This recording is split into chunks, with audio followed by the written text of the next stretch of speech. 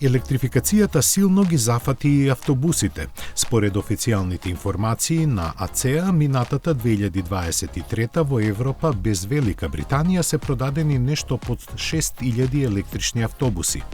Импресивноста на бројката ја потврдува и порастот од 43% во однос на 2022 година, како и податоците за Велика Британија, која е лидер со своите повеќе од 1300 единици. Со нив електричните автобуси вкупно иззазедоа 18% од пазарот во Европа. Најмногу причини за радување има МАН, кој лани од својот Lions City пласираше 780 примероци, што е за скоро 3 пати повеќе од претходната година. Заслуга за ова има широката понуда која се состои од 3 модела со должина помеѓу 10,5 и 18 метри и неколку пакети батерии со капацитет доволен за автономија од 350 километри.